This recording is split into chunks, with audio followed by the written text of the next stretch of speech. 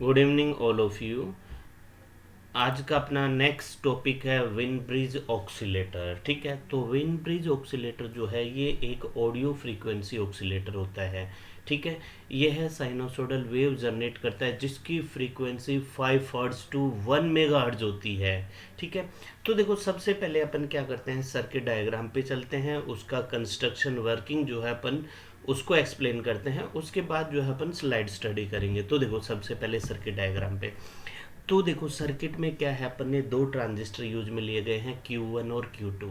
ठीक है, यानी ये एक एम्पलीफायर हो गया, ये दूसरा एम्पलीफायर हो गया। इसका मतलब सर्किट में अपन ने two stage RC coupled multi stage two stage RC coupled amplifier use में लिया गया है। देखो टू स्टेज का मतलब फर्स्ट स्टेज ये होगी, सेकंड स्टेज ये होगी। आरसी कपल्ड का मतलब क्या हो गया, जो कपलिंग जो है वो क्या है, कैपेसिटर के थ्रू कपल्ड किया गया है। यानी फर्स्ट जो एम्पलीफायर है इसका जो आउटपुट है सेकंड एम्पलीफायर का क्या होगा, इनपुट होगा। ठीक है, अब देखो जो रेजिस्टेंस R5 है, रेजिस्टेंस R7 है, R8 है, R10 है, ये जो है बाइसिंग प्रोवाइड करवाते हैं ट्रांजिस्टर को। किसको, Q1 और Q2 को। देखो ये R5 जो है ट्रांजिस्टर Q1 को बाइसिंग प्रोवाइड करवाएगा, R7, R8 और R10 ये ट्रांजिस्टर Q2 को जो है बाइसिंग प्रोवाइड करवाएंगे। ठीक है, कैपेसिटर C4 और C5 ये कपलिंग कैपेसिटर कहलाते हैं। ठीक है, अब इसके बाद देखो ये अपना two stage RC coupled multi stage amplifier हो गया।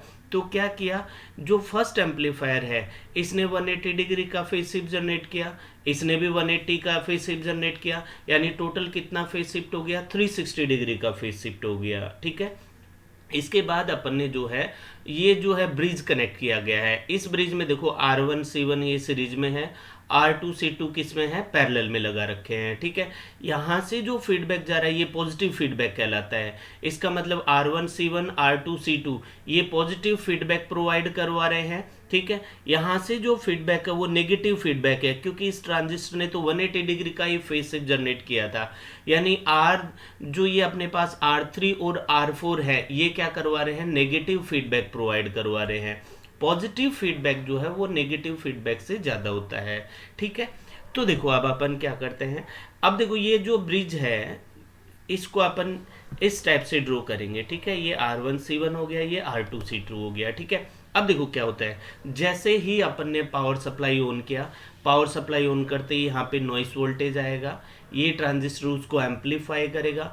एम्पलीफाइड सिग्नल जो है कैपेसिटर जो है CC इसके थ्रू जो है ट्रांजिस्टर Q2 के बेस पे जाएगा, Q2 उसको वापस से एम्पलीफाई करेगा और यहाँ पे अपने को आउटपुट में मिलेगा। ठीक है, उस आउटपुट को अपन किसको दे रहे हैं, इस ब्रिज को दे रहे हैं। ठीक है, इस विन ब्रिज को दे रहे हैं। अब ये ब्रिज क्या करेगा, देखो अगर अपने पास लो फ्रीक्वेंसी सिग्नल है तो लो फ्रीक्वेंसी सिग्नल के लिए क्या है, जो कैपेसिटर जो होता है उसका जो रिएक्टेंस होता है वो क्या होता है, हाई होता है। यानी कैपेसिटर C1 जो है ओपन सर्किट की तरह बिहेव करेगा, यानी आउटपुट में अपने को कोई आउटपुट प्राप्त नहीं होगा। ठीक है, जब अपन हाई फ्रीक्वेंसी सिग्नल लेते हैं तो हाई फ्रीक्वेंसी सिग्नल पे कैपेसिटर C1 जो है ये लो रिएक्टेंस ऑफर करेगा, यानी शॉर्ट सर्किट की तरह बिहेव करेगा।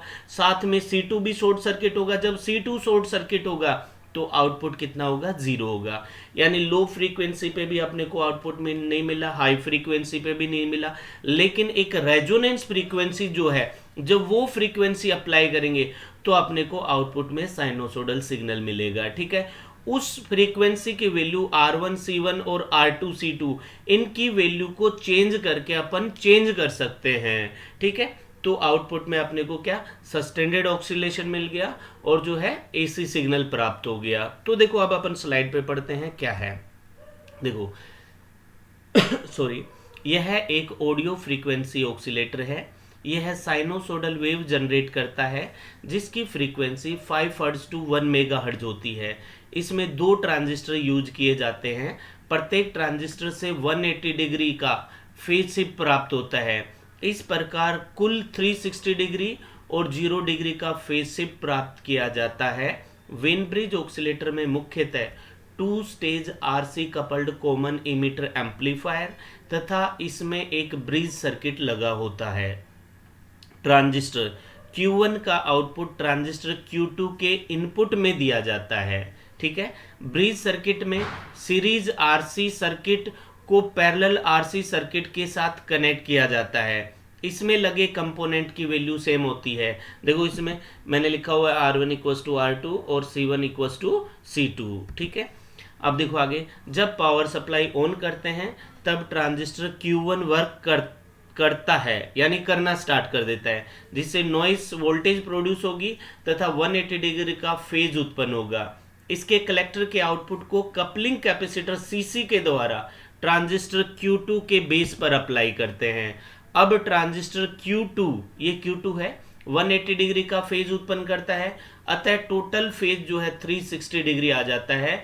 यानी Q2 के आउटपुट को किस पे देते हैं, ब्रिज पे देते हैं, यहाँ ब्रिज पे दे रहे हैं। ठीक है, अतः R1 C1 और R2 C2 positive feedback provide कर रहे हैं। देखो यहाँ पे 180 180 360 यानी ये पॉजिटिव फीडबैक आ गया, यहाँ पे 180 डिग्री है यानी ये क्या आ गया, नेगेटिव फीडबैक आ गया।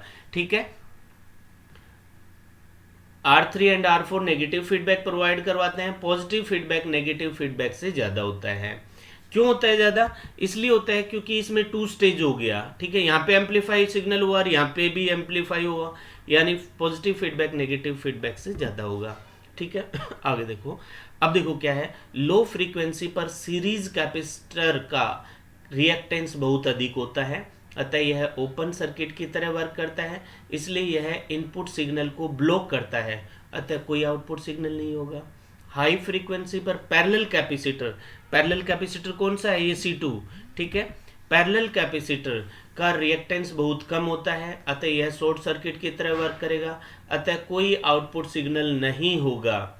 इन दोनों के बीच की फ्रीक्वेंसी पर मैक्सिमम आउटपुट वोल्टेज होगा। ठीक है, इस फ्रीक्वेंसी को रेजोनेंट फ्रीक्वेंसी कहते हैं। इस फ्रीक्वेंसी को C1 व C2 की वैल्यू को चेंज कर फ्रीक्वेंसी को चेंज कर सकते हैं। तो रेजोनेंट फ्रीक्वेंसी क्या होगी, FR equals to 1/2 pi root R1 C1 R2 C2। जब R1 इक्वल्स टू R2 और C1 इक्वल्स टू C2 होता है तब resonance frequency FR equals to 1/2 pi RC होती है। ये आ गई रेजोनेंट फ्रीक्वेंसी। ठीक है, अब देखो इसके एडवांटेज क्या है। इसके एडवांटेज फर्स्ट तो ये होगी कि इससे अपन वेरिएबल फ्रीक्वेंसी रेंज का जो है ऑक्सिलेशन यानी आउटपुट सिग्नल प्राप्त कर सकते हैं, क्योंकि इसके आउटपुट सिग्नल जो है उसकी वैल्यू C1 और C2 पर डिपेंड करती है। ठीक है, अगर अपन इनकी वैल्यू चेंज नहीं करेंगे तो आउटपुट में अपने को कांस्टेंट आउटपुट मिलेगा। सेकंड जो है 2 stage RC coupled amplifier use में लिया गया है, यानी गेन क्या होगा, सिस्टम का इंक्रीज होगा, डिस्टोर्शन कम होगा, स्टेबिलिटी अच्छी होगी। डिसएडवांटेज देखो, इसकी डिसएडवांटेज यही है कि इसमें लार्ज नंबर यानी काफ़ी संख्या में अपन ने कंपोनेंट लगाए हुए हैं, 2 ट्रांजिस्टर भी लगा रखे हैं। ठीक है, नेक्स्ट है the maximum frequency is output is limited because of amplitude and the phase shift characteristic of amplifier। तो ये इसकी क्या है, डिसएडवांटेज है। Thank you for watching this video.